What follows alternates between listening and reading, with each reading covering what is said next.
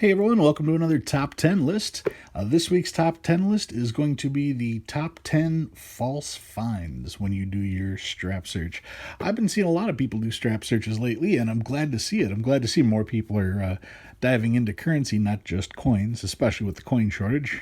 At least searching straps, you've got something still that you can do. Anyway, I've been seeing people finding a lot of odd and interesting things, and I figured, well, maybe I should let you in on what is and what isn't something that would be worth saving. I've seen people swear up and down that they've found errors, and when I look on their video and I see what it is, I just kind of go, okay.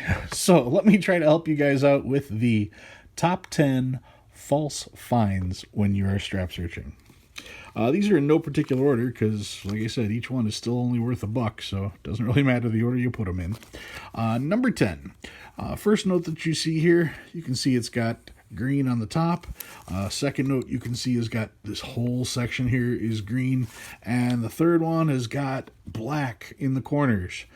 These are not over-inking errors. These are not ink smears. This particular one, that's just tape. That's got tape on it. The dirt is sticking to the glue from where the tape was, and that's all that is. That is not a printing error.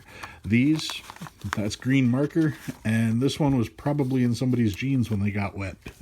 So nothing fancy about those at all. Those are not printing errors. Those are just marked bills. Number 9. I see people that are pulling notes like this particular one. This one will be called Bookends by a lot of people. The thing is, what makes Bookends cool is when you've got numbers on the front and on the back that are the same, but the numbers in the middle are the ones that actually matter. For instance, if this had all ones in the middle, 90111190, well, that would be neat bookends because you've got something in the center and it's got literally bookends. It's got something on either side to bring it together. This particular note has nothing exciting in the middle.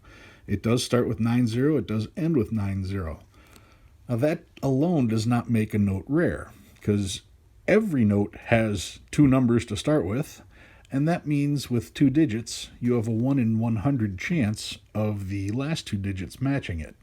So regardless of what the first number is, you should be able to find a note that's got the same 2 numbers at the front and at the back in every single strap you search.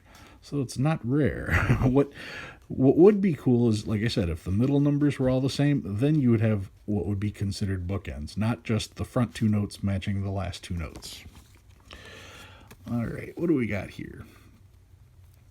Next up, what I've got is, you're going to notice this seal here. This seal is part of the third print. The very first print on these bills is the back of the bill.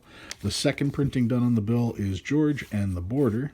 And the third print is the seals and the serial numbers. Now you'll notice that the seal on this one is not centered. It's actually a little bit low. And the seal on this one is also not centered. It's a little bit high. Now, if you were to find a note where the seal is way off, it's off in this direction here, that would also make the serial numbers off in a different way. That would be worth some money. But these 2 notes here, one a little bit higher, one a little bit lower, that's all within the realm of a typical variance. That's all acceptable variance on these notes. Neither one of these notes is going to be worth anything because of that. It's interesting when you spot something like that, but not necessarily a keeper. Number 7. This, I've seen this numerous times, and I've seen people swear up and down that this is a major error. If you look, you can see that there's black ink right here. And on this note, you can see that there is purple ink right here. And I have seen people swear up and down that this is a printing error. And it's not. What this is this is called a counter stamp. When you have notes in a strap like this, the tellers will frequently stamp the note or stamp the strap so that they know the date and they know the teller number or whatever. All that will get stamped on there. But occasionally, instead of stamping here, the teller will stamp here, and part of the stamp will go on the bill. And if that happens, then you end up with notes like these, where if you look really close, you can see This says, was it ANY? Is that any bank? I don't even know what that is. And it's got a number on the bottom here with an arrow. Yeah, that is definitely a counter stamp. Same thing here. You can pretty much see that the stamp was right here, or the strap was here, and the stamp just barely made it over on that side. So once again, these are not printing errors. It's something you are going to find pretty often in circulation. It's just a counter stamp, has no additional value. All right, next up, I've got a note that is damaged. And because it's damaged, it looks like the inking is incomplete. First of all, we look at George. You can see his eye is almost gone. This is not an under-inked bill. This note here is just a worn-out bill. Another thing you'll notice is right here, there's this huge heavy crease here.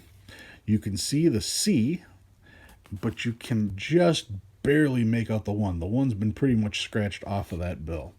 Now, once again, this is damage. This is not a printing error.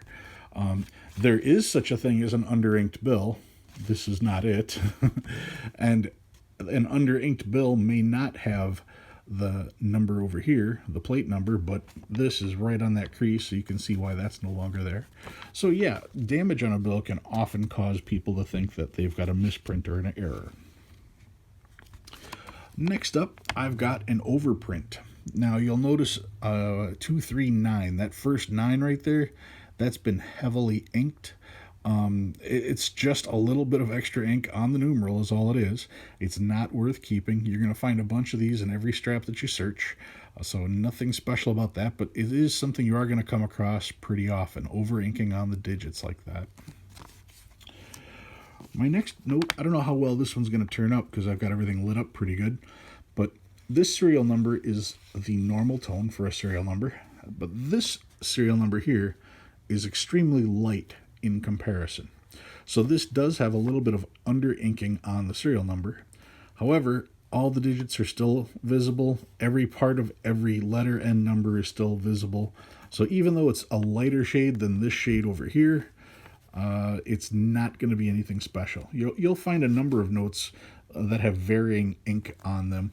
It's not until you have missing digits or missing portions of the number do they start to become worth anything special. So just keep that in mind. If you can see everything that's on there, it's probably not a keeper. All right, number 3. Number 3 is, now this note isn't the greatest example, but it'll do for in a pinch. Looks like a normal note. Let's take a peek here at this note in comparison. Now look at the edges. Okay, you see how thin that edge is compared to the bottom one, and how thick that edge is? Well, this edge is almost, no, that one's a little thicker, but you can see how thin this one is here. Now, that means that this particular note was cut wrong. Now, you're going to find cutting errors on a lot of bills. However, it's not until that cut starts to interfere with the other ink that the cutting error becomes worth something. So a slight cutting error like this, all it's going to do is lower the grade of the bill. A bill that's like this is never going to get a 65 or a 70, obviously, because it just wasn't perfect from the get-go. So yeah, not worth saving just because it's like that. If it's cut into the actual ink, now you're talking something a little better. Number 2, these 2 notes here are consecutive. Now, consecutive notes, when you're talking about older money, that could be worth a little bit more. Mainly, you're going to get the 2 notes, the price of the 2 notes, and maybe a slight premium for having 2 consecutive notes. But as far as modern notes go, all you have to do is go to the bank and say, hey, can I get new bills? And you can get as many bills that are consecutive as you want. So saving bills that are consecutive isn't necessarily a winning proposition as far as that goes. You can go to any bank and get as many consecutive bills as you'd like.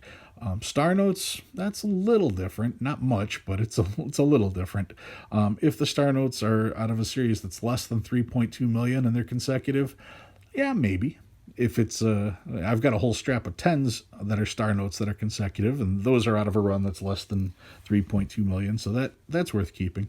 But generally speaking, consecutive notes, unless there's something special about them just being consecutive aren't quite good enough. And the last note I'm going to bring up, This note has a wet ink transfer on it. Now, normally a wet ink transfer is a big deal. If you find a wet ink transfer on the seal, for instance, that's going to come across on the back part of the note, and that is going to be worth some money. But if we look at the back part of this note, the darkest green areas are right here, and you can see these vertical lines on the E. Now, if I was to flip this note over, and actually you're also going to notice the wings here have dark spots, and there's a really dark part here. Now, if I flip all that over, you can see the wet ink transfer on the O. You can clearly see it on the E. You can see a little bit of the transfer from the wings right there. So that's a wet ink transfer. And like I said, if you're talking about the seal, that's a big deal. But when you're talking these three lines here and you're talking this, that is so common. You see that on brand new bills very often because the ink is so dark on the other side like that. Doesn't add any value. In fact, it may actually deflect a little bit from the value of the bill. So don't be saving all of those thinking that you found something special. Yes, it's a wet ink transfer, but no, it's not going to add to the value of the note. So there you have it. There are 10 different types of false finds that you're going to find when you're searching for straps of singles. Yeah, there's good stuff out there. Don't bog down your collection with stuff like this. That's just going to take up space. Saving each one of these, that's $1 at a time. I mean, right here, there's at least $10 that would be wasting space in my collection. All right, guys, if you have an idea for a top 10 list, go ahead and leave that down below. I love it when you guys leave me top 10 lists to do. I'll make sure that I've got your channel name up here so that everybody can see it. Thank you for watching, and I'll see you again next week.